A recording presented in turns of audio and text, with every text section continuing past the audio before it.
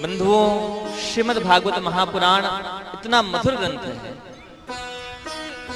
कि इस ग्रंथ को पीने के लिए स्वर्ग के देवता भी लायक होते हैं,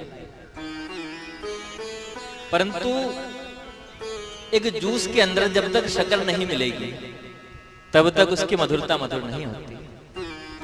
तो श्रीमद् भागवत महापुराण को और मधुरता देने वाले साथी कलाकारों को जय श्री कृष्णा, जय श्री राधा। सभी ब्राह्मण देवता, विप्र देवता के चरणों में सादर प्रणाम, जय श्री कृष्णा। स्थान के देवताओं, ग्राम के देवताओं सभी को जय श्री कृष्णा। यजमान परिवार को सादर जय श्री कृष्णा। भाग्योदयेन बहुजन्म समर्जितेन सत्संगमं च व्याधि लभते पुरुषोऽद्यरावे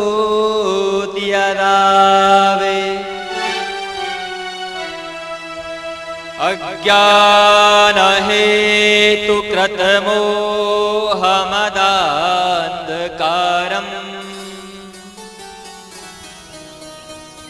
नाशं विधाय तददयते विवेक। भाग्योदयेन बहुजन्म समर्जितेन।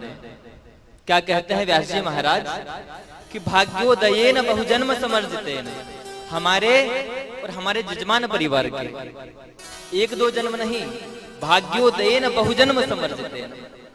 एक दो जन्म से काम नहीं चलता है हमारा, कई जन्म, क्योंकि कई जन्म के पुण्य जब उदय होत एक संग और तब मिटे मन की मलिनता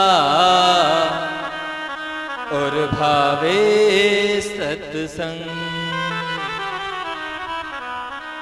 एक दो जन्म नहीं, करोड़ों जन्म के जब हमारे पुण्य उदय होते हैं तब जाकर हमें श्री भागवत महापुराण सुनने को मिलती है। कराने को तो फिर भी नहीं मिलती, कराने को तब मिलती है जब हमारे और हमारे पूर्वजों के जब कई पुण्य हैं वो एक साथ उदय हो जाते हैं, तब जाकर श्रीमद् भागवत महापुराण हमें इतनी सरलता से प्राप्त होती है। देखिए, भगवती गंगा मैया को लाने के लिए कितनी पीढ़ी ने तपस्या करी, तब जाकर भगवती गंगा मैया धराधाम पर आई। उसी प्रकार हमने, हमारे पूर्वजों ने कई जन्म के जब पुण्य उदय हुए हैं तब जाकर हमें श्रीमद् भागवत महापुराण श्रवण करने को मिलती है। तो हम और आप कितने भाग्यशाली हैं कि हमें मनुष्य शरीर मिला है। मनुष्य शरीर मिला है, मनुष्य शरीर मिलने के बाद हम इस भागवत रूपी गंगा का पान कर रहे हैं। अब यह मनुष्य शरीर हम लोगों को क्यों मिला है? क्या खाने पीने के लिए मनुष्य का शरीर मिला है?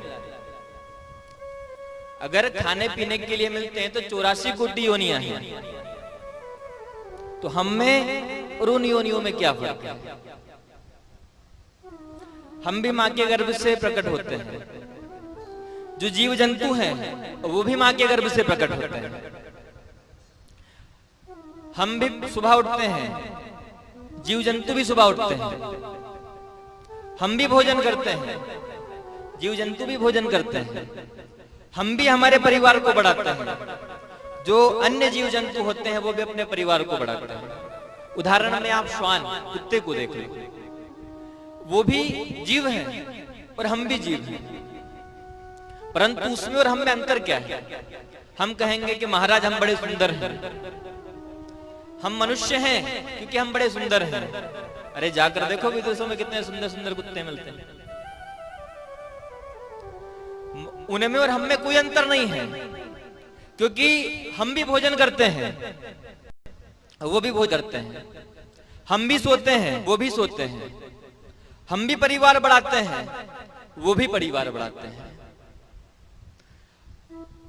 देखिए, हमारे पास दो हाथ हैं, अन्य जीव जंतुओं के पास भी दो हाथ है। हमारे पास दो पैर हैं, अन्य जीव जंतुओं के पास भी दो पैर हैं। हमारे पास दो आंखें हैं, अन्य जीव जंतुओं के पास भी दो आंखें हैं। हमारे पास दो कान हैं, अन्य जीव जंतुओं के पास भी दो ही कान हैं। हमारे पास एक मुख है, अन्य जीव जंतुओं के पास भी एक मुख है। हम भी भोजन करते हैं, वो भी भोजन करते हैं, परंतु उनमें और हम में क्या अंतर है? देखिए, खान पान और भोग में, खान पान और भोग में, अरे पशु भी चतुर सुजान, फिर मनुष्य की क्या मनुष्यताई, जो न भजे भगवान। हम में और पशु पक्षी में, जीव जंतु में इतना सा अंतर है कि हम भगवान का नाम ले सकते हैं, परंतु वो भगवान का नाम नहीं ले सकते। भगवान ने हमें दो पैर दिए हैं, किस लिए दिए हैं? ताकि हम इन पैरों से चलकर भगवान के मंदिर में जा सकें, भगवान की कथाओं में जा सकें। भगवान ने दो हाथ दिए हैं, हाथ को बोलते हैं कर। ये दो हाथ भगवान ने हमें क्यों दिए हैं? भगवान ने तो हमें हाथ किसी से लड़ने झगड़ने के लिए नहीं दिए हैं, टाटा बाय बाय करने के लिए भी नहीं दिए हैं। भगवान ने ये दो हाथ हमें इसलिए दिए हैं ताकि इन हाथों से हम खूब दान कर सकें। जो भगवान ने हमें दिया है वो हम खूब लुटा सकें, भगवान के कीर्तन में हम ताली बजा सकें, इसलिए भगवान ने हमें हाथ दिए हैं। ये दो कान दिए हैं, क्यों दिए हैं? कोई कहेगा कि भैया मार्क्स से टांगने के लिए दिए हैं, परंतु ये कान क्यों दिए हैं? ये कान हमें इसलिए दिए हैं ताकि हम किसी की बुराई ना सुने। क्या सुने? भगवान के नामों का गुणगान जहां पर होता हो, जहां पर मेरे ठाकुर की लीलाओं का वर्णन होता हो, इन कानों से उसकी लीलाओं को सुने।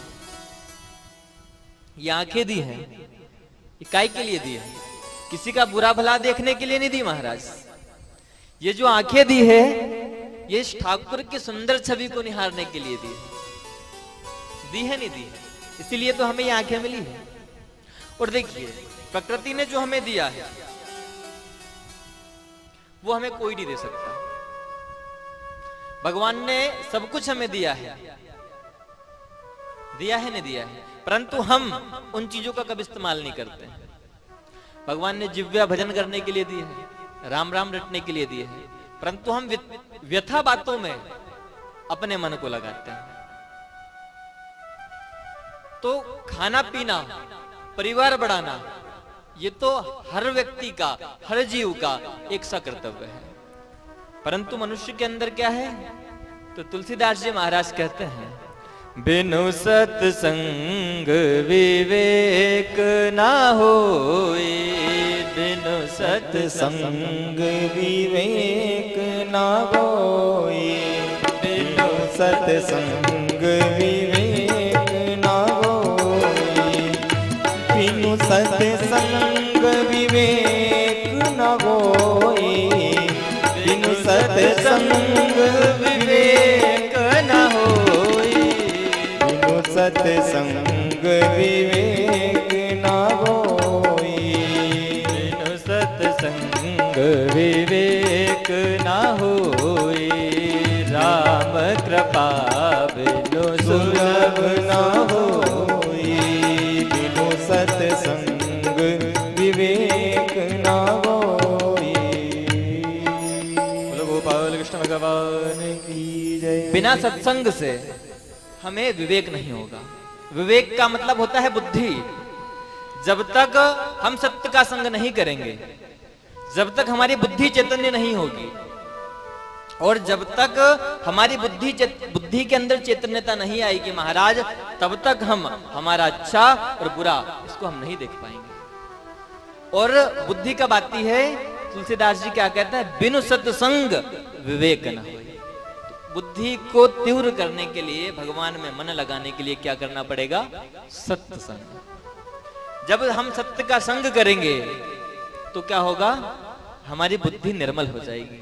और सत्संग और विवेक ये एक नदी के दो किनारे हैं, परंतु ये किनारे हमें कब मिलते हैं, जब राम कृपा बिनु सुलभ, जब हमें भगवान राम की कृपा होती है, भगवान कृष्ण की कृपा होती है, तब जाकर हमें सत्संग प्राप्त होता है।